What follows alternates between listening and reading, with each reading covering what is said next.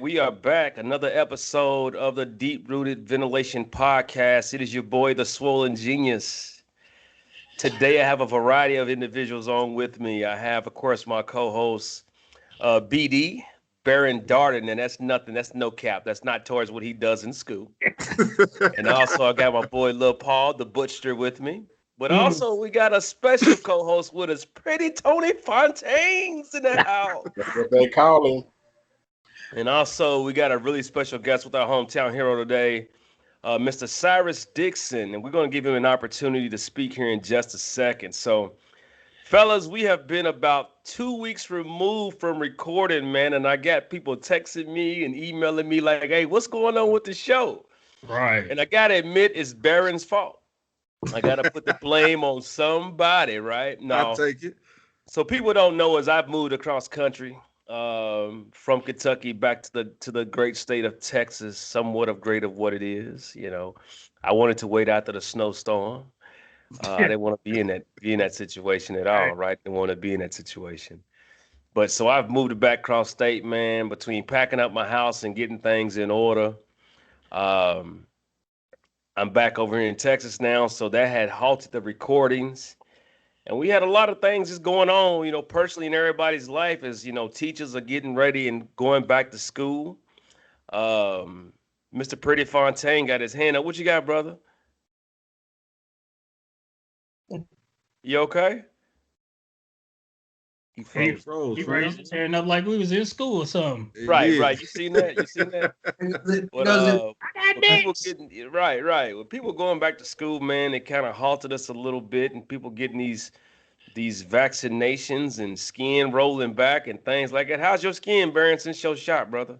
Hey man, I'm good, man. I ain't gonna front you. I got both my shots, man. That second one sat me down for 24 though. I felt like I had the flu, man, body aches, chills, and everything. But ran through the system the next day. I took it on a Friday, and that Saturday, hey man, about 9:30 in the morning, I was hurt. And by like Sunday noon, though, I was good. I was back to normal. So, I mean, test dummies. Yeah, I mean, you know, hey, you right. I had to be, but if I'm gonna go back into these buildings with these students, man, you know, I don't know what they doing, man. I know I can't bring it home to my family, man. Knowing the health ailments that people in my family have, so I had to make that personal decision on that. I know that's right. Yeah, you got to do what you got to do, man. Pretty Fontaine, what's been going on, man? What's been up in your corner? Pretty Tony, you still there? Two Chin Fin, you still there?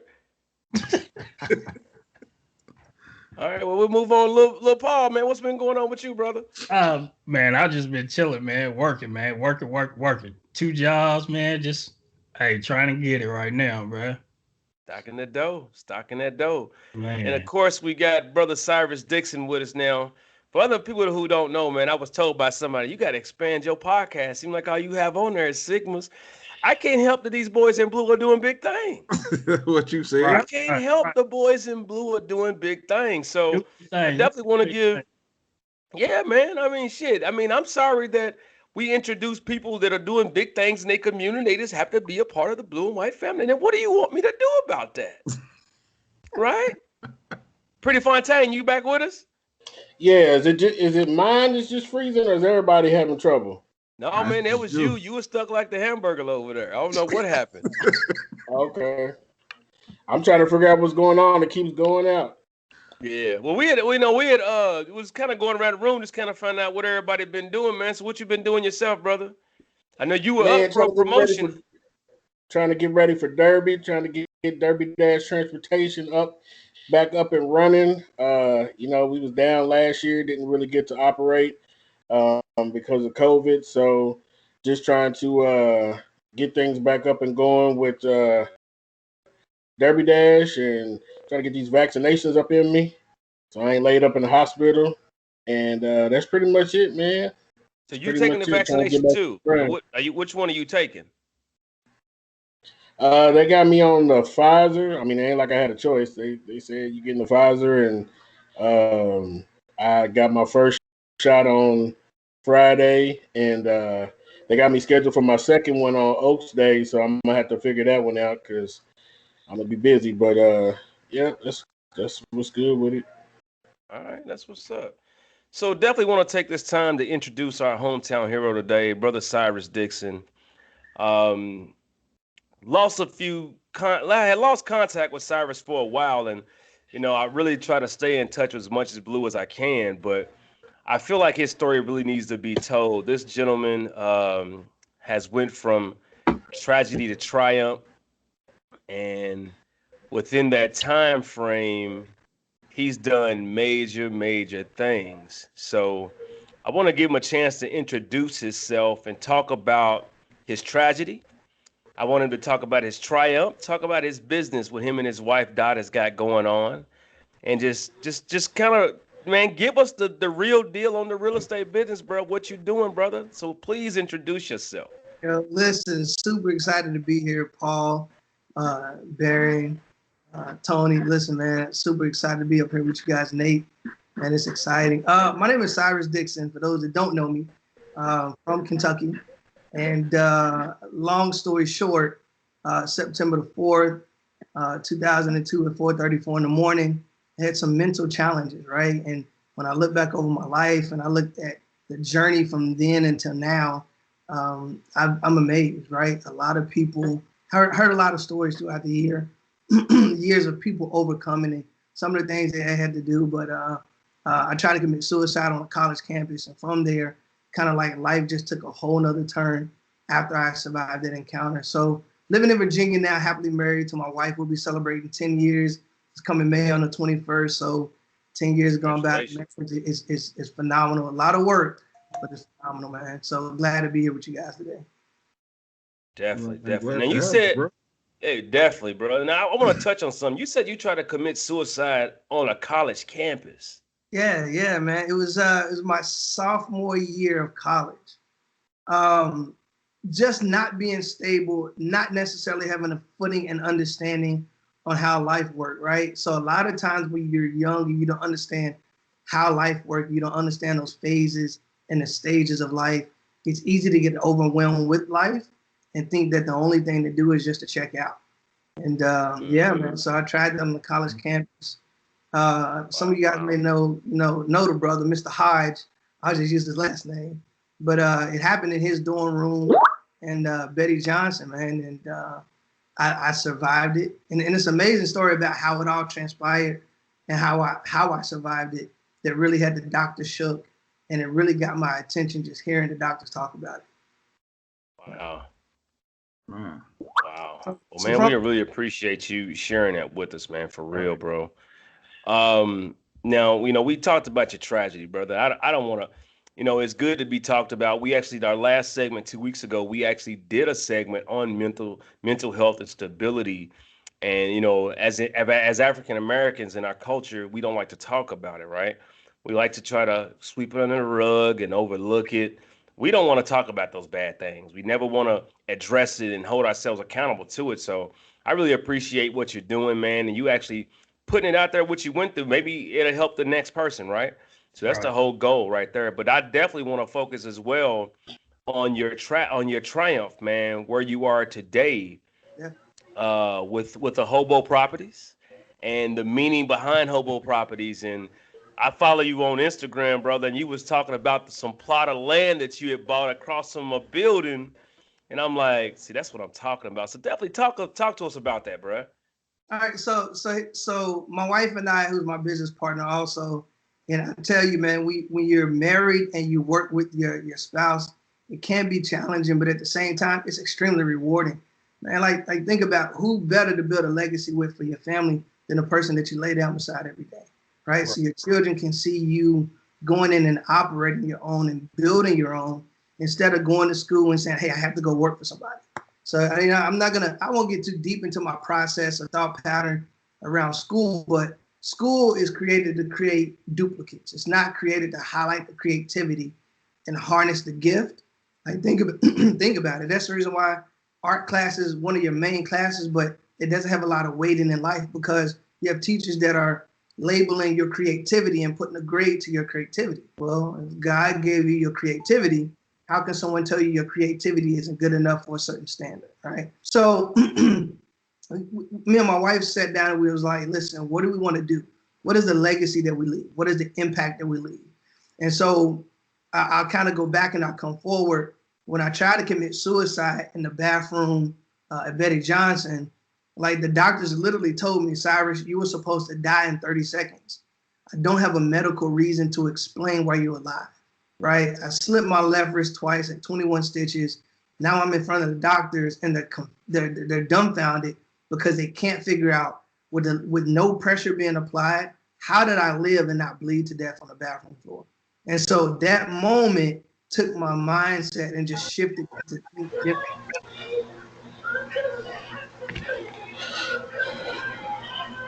Hold on just a second, Cyrus. Hey, Kimani, mute your phone for me, brother.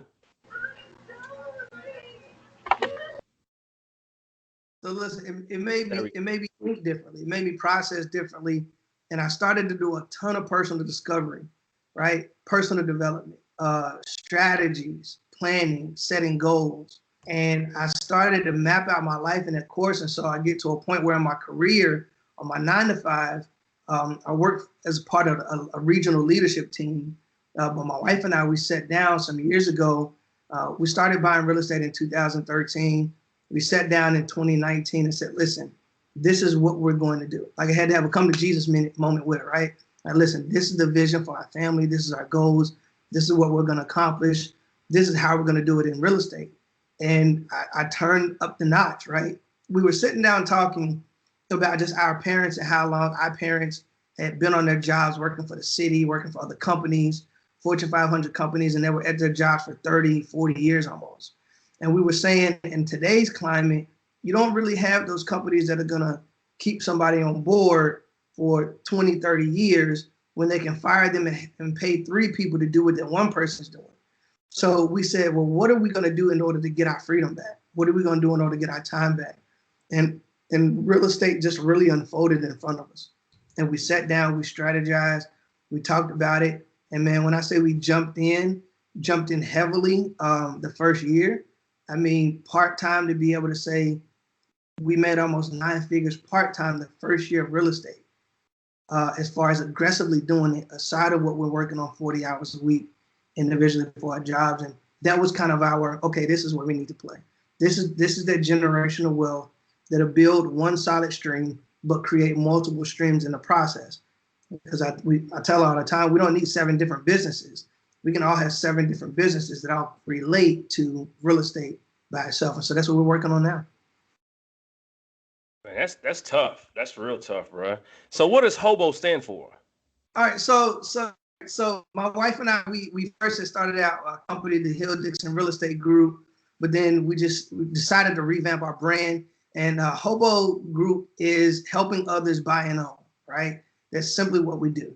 I know when you typically think of the connotation of hobo, that you're typically thinking about somebody that's homeless, but really we're trying to bring a narrative to our community that flips the conversation about what hobo really means.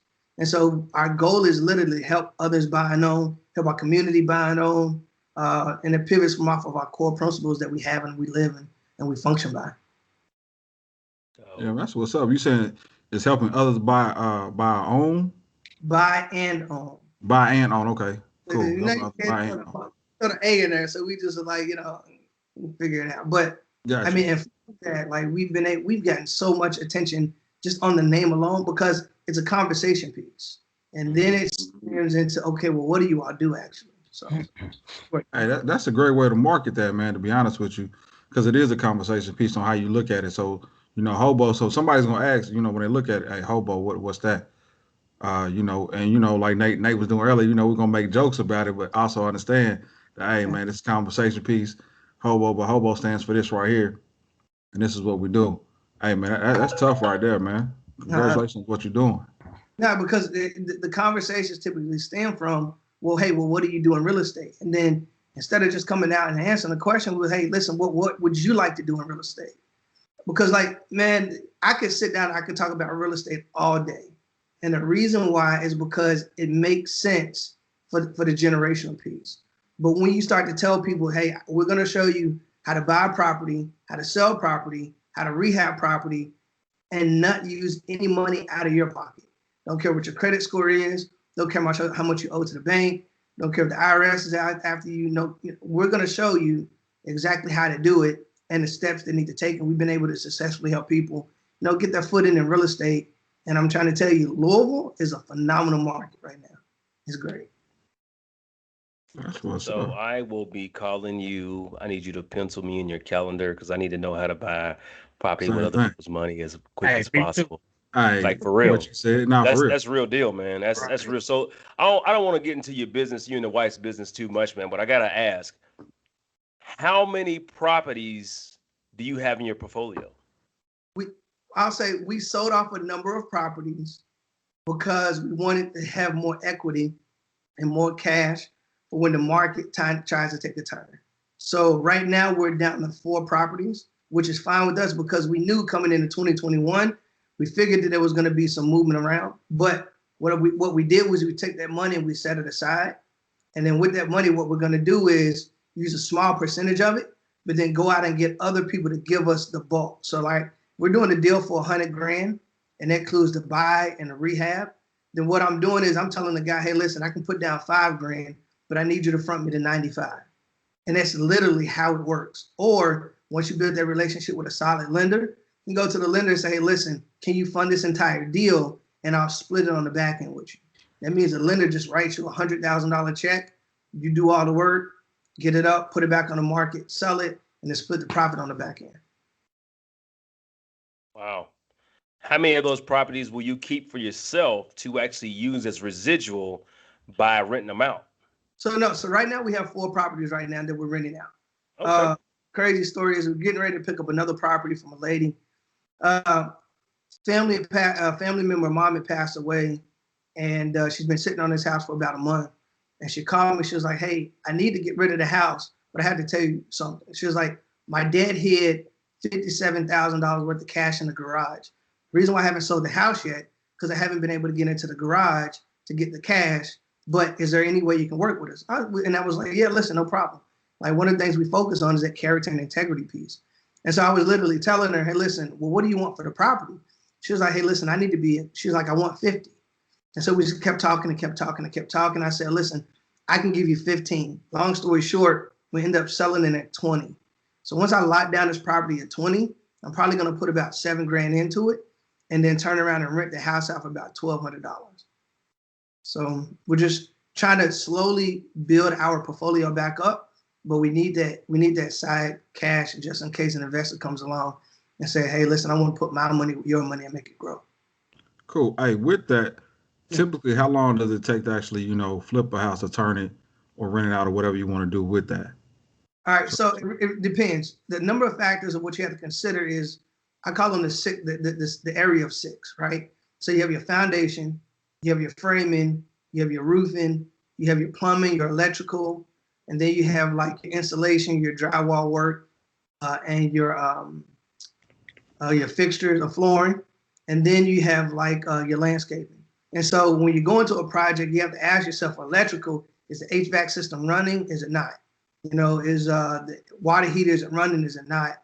Central air running? Not? And then you literally, if those things have been replaced within a certain amount of time, then all you have to do is just go in and do some minor updates to it. But it just depends on the condition of the property. Like I had someone reach out to me about a house on Greenwood. I think it's Greenwood in Louisville. She was trying to sell the house for 14 and I didn't want it. She ended up selling it to somebody for 20 who rehabbed it for about 25, 30 and then put it back on the market for 90. Wow. They're going to make 40 before commissions and fees. But the thing about investing, and hopefully y'all can feel free to jump in because when I start rolling about this, man, it just comes out. The thing about investing is that there's different entry phases, right? One of the most popular phases that you see a lot of people getting involved in is wholesaling. What is wholesaling? Wholesaling is finding a deeply discounted property that no one wants. It could be distressed, vacant, abandoned. It could be tenant occupied. It could be divorced, landlord, inherited, foreclosure, pre-foreclosure. It's literally that property that we would look in the hood and be like, yo, it's a crack house. Me, I love crack house. Like, sell me the crack house for 10 grand, because if I put 80 into it, I'm going to sell it for 200. But wholesaling is that entryway to get in where you can start finding these properties And then, for instance, say I put a property on a contract with Tony for 20 grand. Then I take the contract and that paperwork that says I have equitable interest in that property and I can sell his property to somebody else or close on it. I take that house to Paul and I say, Paul, Tony's going to sell me his house at 123 Main Street for 20 grand. If you want to buy this, you have to pay me 40 grand. Paul does his research. He says it makes sense because if he buys it for 40, puts 60 in it, and then sells it for 200,000, Paul just makes $100,000 as a cash. So that's wholesaling. But then you have like the contracting phases, and then you have what we don't understand and what we're not really gravitating to is a cash buyer position. The cash buyer basically means it's not somebody that has $1 million in the bank that can write a check. It's a cash buyer, somebody who can go find funding to buy the deal from Tony. So an example, Paul would be your cash buyer. Tony would be the wholesaler. No, I'm sorry. I would be the wholesaler. Tony would be the seller, and he would need to sell for whatever reason. I would put on the contract and say, Paul, here goes Tony's house with my fee on it, with my assignment fee. But Paul is not necessarily going in his pocket to buy it and flip it. Paul's calling the lender and say, hey, lender, I got $2 grand I need to put down on a project, or I got 10 grand I need to put down, but I need you to give me the other 90 for me to flip it. And then the lender says yes, and then he flips it. What we don't get in our community is how the flipping process works or how the funding process works. And so you have a lot of gentrification going on because our people are typically flipping properties to people that don't look like us because they don't understand we can go and get those funds. Got you. You answered my question. Really, I was gonna ask about the contracting because I've always thought about it. Never really wanted to, flip a home, but contracting would be like the ideal for me, in looking into that. So I am gonna hit you up about it though, to get more information about it and get a better understanding of it. Yeah, so like with contracting, a lot of people want to get into the contracting space, but the easiest thing to do to get into real estate is start because the people that you're trying to market to are not going to be the people that call the agent and say, hey, listen, can you put my house on the market?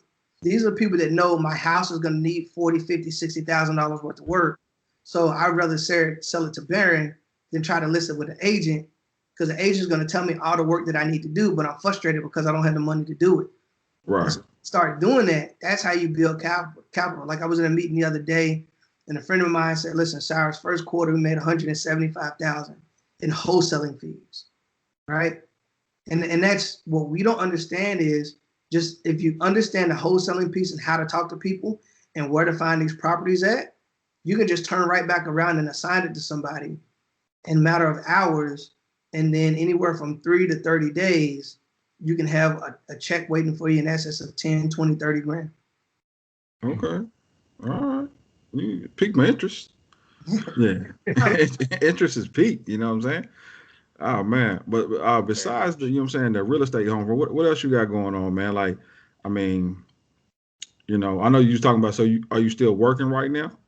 So I'm still working. I work for Lowe's in their leadership team or the regional team in Region 1. So I cover about 113 locations. But aside of that, it's just really trying to build this wealth with real estate. Like that's really our play. Like every minute, energy, and effort goes into it. I recently got tagged by Les Brown to do an event. So I'm preparing for that for him on Saturday. But between speaking and inspiring and motivating people to actually do it, right? To get in it, take ownership, and just take action. Like between that and real estate, that's the space that I'll be playing in until I close my eyes. Man, that's what's up. Man? I'm really intrigued myself. I really want to get some more information because I've been thinking about getting into flipping houses and stuff like that. So I'm definitely gonna hit you up to get that information. So hit me up, Paul, because like most people don't understand the flipping aspect. I would recommend people to take their time to get into. Right. It's so meticulous. Like you're touching everything from the HVAC system down to the corner shoe molding in the bathroom. Like it's so detailed. But what happens is once people get into investing, they find a partner that they can partner up with. So if you got somebody that that's doing a project now, just call them and say, hey, listen, can I come by and just take a look at the project? Because the biggest thing is putting eyes on it. Like anytime for our flips, for the most part, I do the demo because if the house was built in the 60s, it was built differently than a house built in the 90s. And so I want to take it apart to see how it was put together so that when I need to go back in and put it together, I'll get it. But like what I plan on doing is starting a general contracting company, but then just subbing out a bunch of my work, like hiring guys to do the painting, the electrical work, the plumbing, and then I get a piece of whatever they get paid out. Feel that? Mm-hmm. What's up? All right, man. So how can somebody reach out to you? You know, I know you're on Instagram. You know, you want to give your tag names and email addresses, please, so that people can find you. Yeah. So listen. So I just dropped a new website, cyrusdixon.com, and then we also have our real estate website, the Hobo We Hobo Properties, WEHOBO Properties.com. If you want to jump on there and reach out to us about some projects or maybe partnering. On the back end, when we take a look at like my social media tags, it's really Cyrus B. Dixon on Instagram, Twitter, and I do believe on Facebook.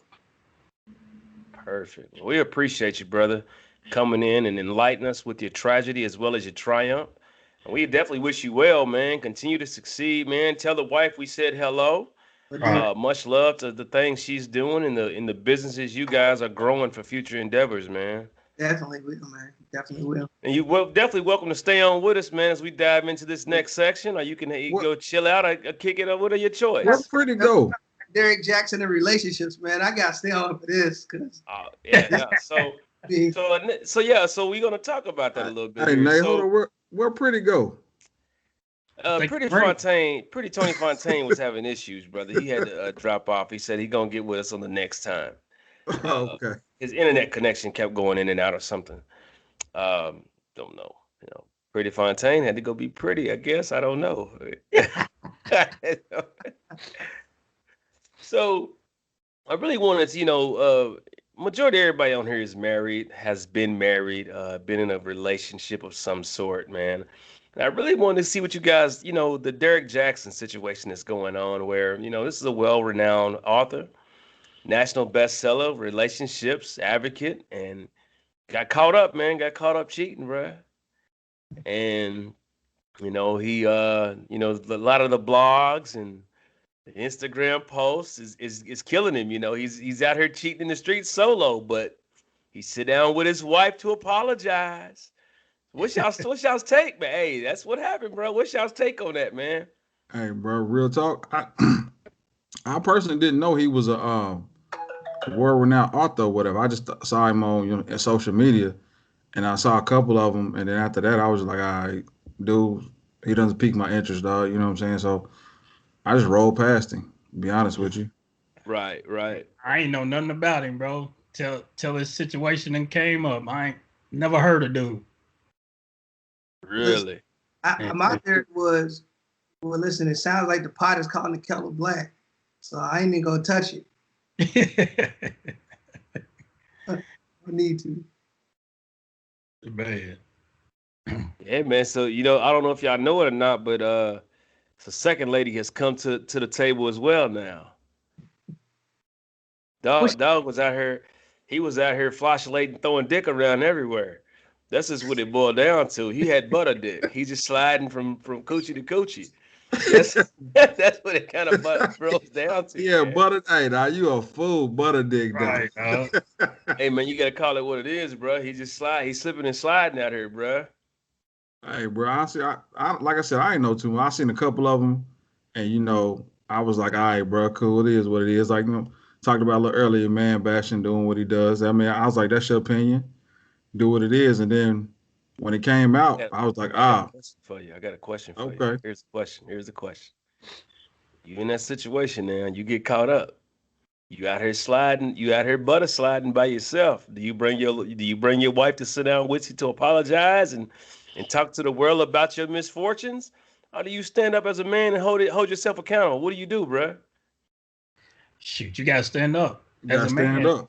Yeah, be accountable for your own actions. You gotta stand up. Yeah, she went out there slipping and slide with it. And they say, you got saying it now. I mean, all that was, it's got to, we don't know what transpired behind the scenes. You feel what I'm saying? Facts. So Facts. he did what he did. All right, whatever, bro. I like I said, I never really took interest in him anyway. That was just me personally. But honestly, I'm not a real big social media person anyway. So, I might have to look on different things. I'm like, oh, okay, cool. I learned things through my students. To be honest with you, fam, I keep up with them. That's how I keep up with social media. I have a social media, but I don't have it. I don't use it like that. I can't wait to see what your students are gonna say about this situation, because you gotta ask the question when you get back in class, dog. Bro, Middle school. Plus, you a student middle schoolers are funny, man. All right, bro. I'm gonna have some stories for you, and when I get my stories, I'm gonna come back and I'm gonna tell you. Oh man, listen, bro. I can't wait. I cannot wait to hear any of this, man. So, what's your take, Cyrus? I mean, what do you think, man? Do you think homeboy should have stood in it by itself, or what? I mean, it seems to me he don't want to take accountability, and I've never listened to him, so I'm guessing some of the stuff that he probably said made sense and some didn't. I'm not the kind of person that listen to other people for relationship advice, because until you've been in a marriage, there's a lot of things that you don't know that you would or would not do. And so we have a lot of no disrespect, a lot of single people, right? That are giving opinions for a marriage. That's where you gotta kind of stand off. But as a married man, I'm like, listen, man, you don't need to be on the platform in front of the world. Like, why are you apologizing to me? I don't really know you. At the end of the day, are you doing it for your people and the cash flow? Are you doing it for your wife and your family? I mean, that's where I'm like, my wheels start turning on the why. You hit a nail on the head with something right there, man. If you've never been married, you just don't know, because the facade that is painted for a marriage is nowhere near what it truly really is, man. That shit is a job 24/7. It is a job, man. You got to work at it. It is hard work. It is not the white picket fence that you think you're gonna see. The red door. That's not what a marriage is, man. It's a lot more to it. It's a lot more intricate details into it. But you get out of it what you put into it. I definitely will say that. It's a lot of great attributes to it, and it's some challenge. Is that a Charlie Brown mug? Man, come on, man. I always got the That is so dope. Listen, man, I got so many different mugs in the kitchen, man. It's ridiculous. My Charlie Brown. So you get out of what you put into it, man, and either you get it back or you won't. That's just kind of what the marriage is. I thought it was funny actually to see him sitting there with his wife and holding her hand real tight, and she patting him on the knuckles and he patting her on the knuckles, and I was sitting here like, this nigga is butt a dick nigga. But but hey, whatever, man, whatever. Hey, dog, you stupid, man. Hey, you got problems, bro. He's like patting him on the knuckles. He's patting him on the knuckles, man. Who pays attention to the pats on the knuckles though? But you. It's like this. It's like, what is that? I don't even know why I'm encouraging this. I don't know why, but it's funny. The knuckle pats are light. So. Hey, no, he was like, yeah, it's like really, man. But hey, I see stuff like that, man. I come across it and I just be like, I don't know why, whatever happens. I just don't understand why people feel like they got to get on social media or some sort of platform to explain themselves or to apologize. You did what you did. It is what it is, man. I'm not getting on Facebook. I'm not getting on Instagram, TikTok to tell you fools nothing. Fuck you. But that's my attitude. Right? You know why he did it? It's about the money. All about the money. You gotta save them coins. Yes, yeah, it was about the dollar bill, man. He got to try to save face now. For his clientele, so he doesn't lose his livelihood. Same with Kevin Hart, man. That's all that was about. I made a mistake. I did something I shouldn't have done, and Nico's my heart. Man, come on, get off that shit, bro. Now you're trying to save face. That's what it's about, right? You're trying to make yourself not look as bad as it is now that it's coming out, so that you can continue to collect on a check. That's just my take, I agree. Neither here nor there. I know damn well I ain't no. Hey, listen, man. Being in a marriage, I've done some shit, and I had to apologize for it. regardless if it was indecent exposure. And Baron, I'm not saying I did that before you turn around and try to laugh at me. I'm just saying inappropriate comments, context, likes of pages or whatever. You just understand. I'm not getting on social media to apologize to nobody. Only one person you need to be apologizing to. That's the one you lay up with. You know. Straight facts. Well, I guess I ain't trying to save no coin either.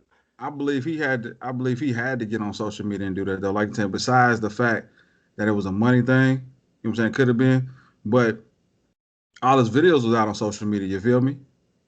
So that's how it was. So he had to come back and do that on social media. You know, well, but I think he should write a book apologizing then. How to apologize to social media fans. Right. All right, cool. So let me ask a question, all right? So getting on social media and apologizing. So the thing about with Kirk Franklin, which I thought was hilarious. Man. Y'all see that? So y'all think Kirk should have got to apologize? I nope. Think he should have. Kirk apologized and saved his check. I've been saying it from the jump. But here's the thing, though. I don't think it would have affected it. I don't either. But no, it's going to, because you got to think about it. When kids are screaming out violence in the home, parents threatening me. Like this kid was out here talking about his dad was trying to have him killed. And then you think about Kirk Franklin. But his son was not a child. The nigga's 33. But no, so what he was saying was that this has gone on for years. And that people 23. Well, I don't know. They don't get to see the behind the scenes Kirk Franklin. That's my thing. Is that my thing was this. I know and in the black community, we have a habit of saying what goes on in this house stays in this house, right? We all grew up on that. As a father myself, if it's something, I've never had to be in a situation like that with my kids where I had to talk to somebody like that. I don't think I have. But if I got a 20-plus-year-old child disrespectful like that, man, Kurt was in his right mind. That's just how I feel. And I'm more mad and appalled at Kurt for apologizing. You know what Kurt should have did? Michael Jordan, when he returned years later, he wrote a letter that just said what? I'm back. That's it. When he came out of retirement, it was 2 words. I'm back. Kurt Franklin should have released something with 2 words. Fuck you. That's it. You don't like it? Hey, dog. That's how I feel. Hey, yes, hey, dog. I ain't gonna front. I'll be encouraging his behavior, dog, because I knew he was gonna say something. Hey, dog. I'm just saying, dog. Why did Kurt need to give an explanation? First off, I'd have smacked the shit out of my child, and I'm just gonna be. I'd have found him and knocked the shit out of him for recording the conversation. And now, since you're recording the conversation, I'm gonna have someone record me knock the shit out of you. He was 33. Kurt should have went and put hands on him. And I mean, and now they remixing that shit on Instagram. Dog, that shit is funny though. I ain't gonna lie. Hey, it's funny. But his you know what I'm saying, his moms came out and talked about it too. And she was saying that she couldn't leave Kurt to hang out to dry on this one by herself. Because it's a lot deeper, you know what I'm saying? Cyrus, like you were saying, it's a lot deeper than what they were talking about. And we just heard that clip on what he played. She said she was talking about how the whole audio wasn't played, so that's why she couldn't, you know what I'm saying, leave Kirk to hang out and drive by herself.